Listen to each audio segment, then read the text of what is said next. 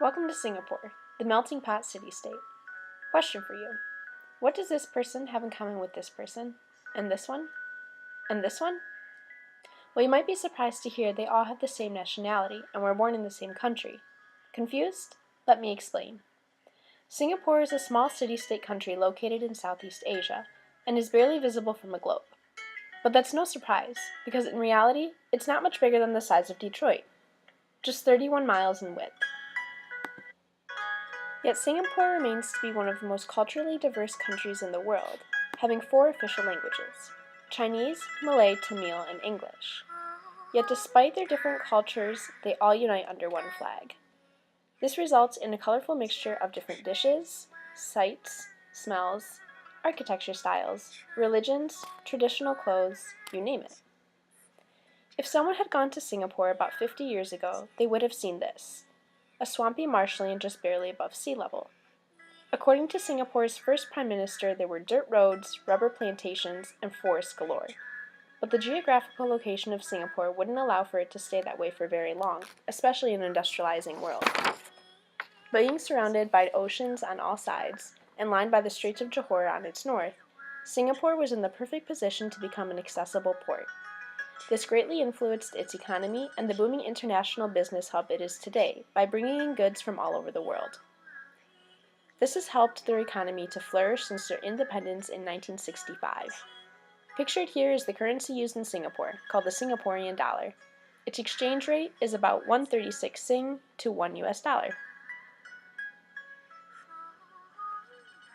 Nowadays, when you visit Singapore, you'll see a city skyline, HDBs, which stands for Housing Development Board, where the majority of citizens live, and lots of hawker centers.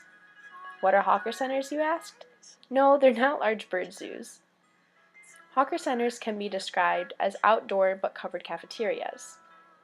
They're where you go and get a hot meal for about 1 to 5 Sing dollars. It's not uncommon for a Singaporean to eat all 3 meals of the day in a hawker center. You can go out and eat Malaysian laksa, Chinese lor mei, Indian curry, or the most loved and hated item, durian. If you're vegetarian, don't be scared away from visiting Singapore. McDonald's even has you covered. Although located in Southeast Asia, where a large proportion of cuisines contain either chicken or pork, Hinduism actually plays a large role in many of the meatless cuisines. Hinduism is just one of the major religions practiced in Singapore. Others include Islam, Buddhism, Christianity, and Taoism.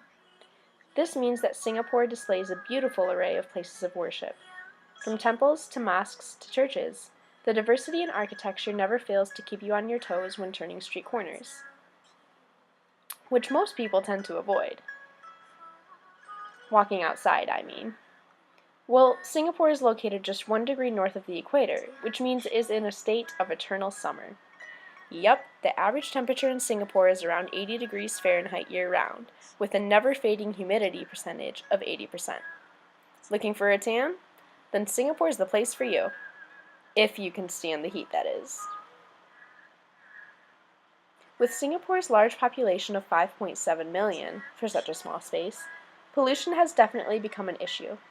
One of the really neat things about Singapore is their dedication towards turning eco-friendly in order to reduce the detrimental effects a condensed population can have on its environment. In fact, one of the largest tourist attractions in Singapore is based soundly on spreading the word of sustainability and conservation. This is the Cloud Forest. The Cloud Forest is an outdoor botanical mountain that holds thousands of different species of plants and flowers that can only survive at certain higher altitudes, hence the name Cloud Forest. The climate inside the cloud forest mimics the species' natural habitats so they can survive. The natural habitats of these plant species are being destroyed by the increased carbon pollution in the Earth's atmosphere, driving the forest clouds higher and leaving the mountain habitats to die out. The big message? Decreasing carbon emissions through sustainability and renewable energy resources. It might seem contradicting to use a tiny city-state's energy for a tourist attraction on sustainability. That's why there are these beautiful structures situated about 1 kilometer away from the cloud forest. These are super trees. Although seemingly modern-day Christmas trees, they actually collect rainwater and contain solar panels. Using the energy from the sun, it heats the water collected and transfers this water to the forest, effectively supplying the environmental factors the plants need to grow and flourish, all at no cost to the citizens of Singapore and for the benefit of the world. For those of you who aren't so keen on the attractions part, I have great news. The drinking age in Singapore is only 18. However, I should warn you, alcohol is heavily taxed by the government, so be prepared to pay the same amount, if not more, for your drinks in Singapore as you do in the US. If you're not 18 yet, I wouldn't recommend trying to get away with underage drinking. Singapore has the second lowest crime rate in the world, and I doubt you want to attract that kind of attention while traveling abroad. Fantastic food, great weather, a variety in scenery, and a never-ending ebb and flow of different people, languages, and culture. Singapore has all the makings of an ever-stimulating, ever-changing country with lots to explore. What more could you want?